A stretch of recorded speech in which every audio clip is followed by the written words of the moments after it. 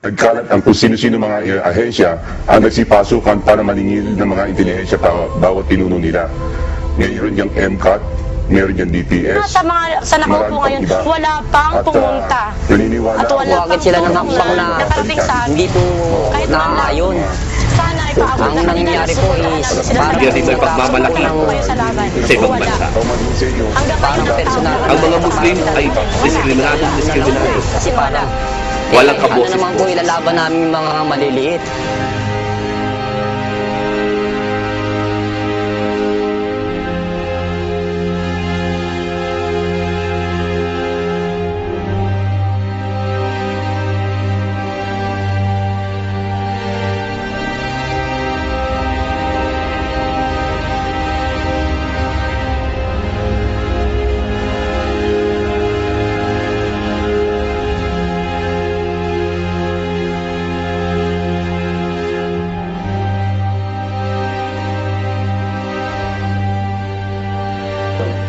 Ako po si Marigold L. Pacheco, 12 years old.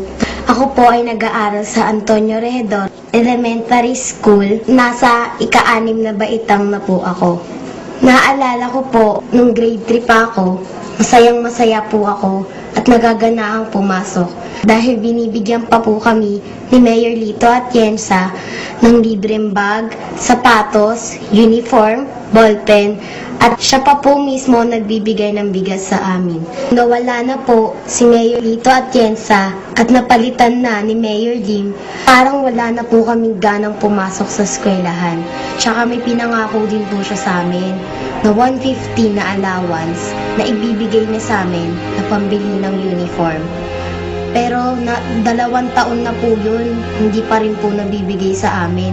Ang pinagtataka ko lang, bakit pa kami ipinapirma ng 3 papel na bibigyan daw kami ng 150 na pambili ng aming uniform.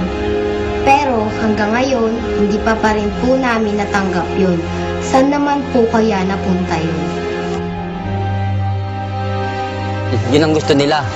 Na kung kami mga mababa, dito lang. Sila yung mga nasa taas, sila lang ang mga dapat nasa taas. Parang ganun ang nangyayari. Eh sa ngayon po, ang mga pedicab ay masyadong nahihirapan dahil sa sobrang daming mga umuhuli. Ngayon ang panahon ni Mayor Lim, huli rito, huli ron. Walang ginawa ang kanyang mga tuta.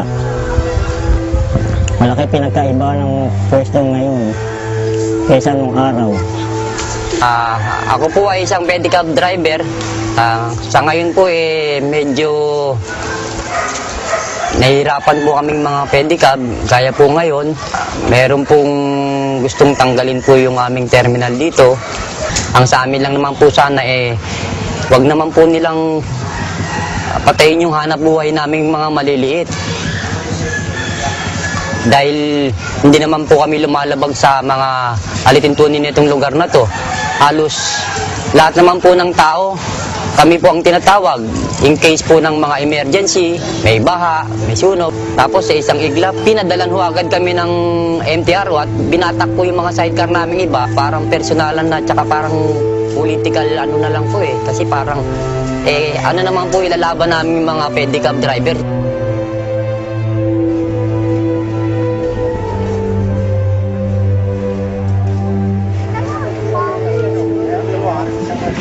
Ang nangako si Lim, wala naman. Ilang taon na ako, dito na ako tumanda. Wala kong natanggap. Na buwan-buwan, wala. Kahit 5. Wala ko natanggap na ano ni Lim. Hinihingi ko ng paumanhin sa inyo kung bakit hindi ako nagpapakilala at ipapakita sa kamerang ito. Ako lehitimong vendor, taga Maynila. At may takot na kung saan ang administrasyon ngayon ay mapaghiganti at kinakabahan ako na baka sakali ako'y buweltahan kanyang kalyado. Kaya sana pagpamanin ninyo. Pero ipapatunayan ko sa inyo, may MCAT, DPS, at mga hawkers na kahit sabihin mong walang permit, may kinukulektang depende 20 bawat sa pwesto, pati na yung mga ambulant vendor, sinisingil nila. Pero saan napupunta yun? Sabihin niya noon ni Mayor Lim, nung time na siya tumatakbo, hindi niya kailangan ng boto ng Maynila, mga vendors. Ang kailangan niya, mga malalaking negosyante na magbibigay ng suporta sa kanya na malaki ang pera. Talagang ginulo nila ang sistema ng patakaran ng mga manininda.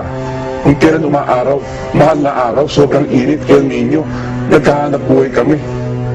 Tapos patatanggal nila yung payong.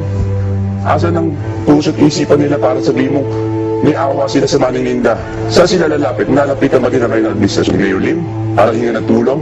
Sabihin nila, bumalik ka sa ganito, pumunta sa ganito. Daging hospital, kinakailangan mo na referral bago ka makapasok. Kinakailangan mo na dumaan ka sa City Hall para humingi ka ng referral. At hindi ka makakapasok basta-basta nang sabihin mo magpapagamot ka, bibili pa opera ka, or bibili ka ng gamot, sa mo kukunin to? Sa iyo rin.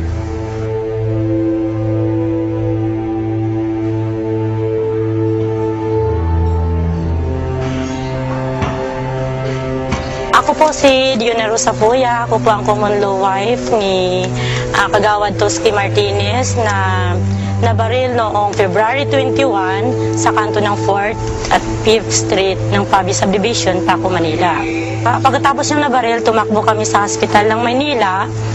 Ngayon, imbes emergency dapat, ang pagkakaalam ko, operating room na diretso ang tao pag emergency. Pumirma pa ako, ilang minuto yun, nasa baba kami, bago nadala sa surgery. Pagdating namin sa surgery, nangangailangan agad ako ng 1,800 piso na para panggamot, kung ano-ano pang binibili. Pagkatapos February 22, tumatakbo-takbo ako sa labas dahil may binibili akong mga gamot. Itong mga resibo na to. Mga resibo ng gamot na aking binibili na pinapabili ng hospital ng Maynila sa akin.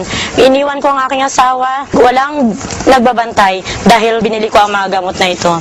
Taga 5th District ako, gumagastos ako, sinasabi nilang may pundo ang hospital ng Maynila para sa mga mahihirap. Pero hindi lahat. Dahil binibili ko ang mga gamot, pinaghirapan at pinag-uutang ko ang mga gamot para ipambili sa nito. Online of duty, namatay yung aking asawa. Mahina kami, di ko alam kung may justice pa sa panahon na ngayon. Yun ang parati kong tinatanong sa mga politiko na ganito, bakit ba ang ating panahon ngayon may justice pa ba? Paulit-ulit kaming humihingi ng katarungan para sa kanya kasi di naman siya ordinaryong tao, di makabuluhan ang kanyang ginagawa. Online of duty, namatay siya. Hanggang ngayon, magpo 40 days na siya ngayong address. Wala pa rin nangyayari sa kaso. Wala pa talaga. Yun ang aking kinakasama ng loob sa ngayon. Kaya naisip ko sanang pupunta sa Bulwagan at masabi sa kanilang lahat kung bakit ganun ang administrasyon nila ngayon sa pagkakaupo ngayon. Bakit wala silang benefits sa barangay, wala. Para man lang sana maigastos namin sa kaso. Wala talaga.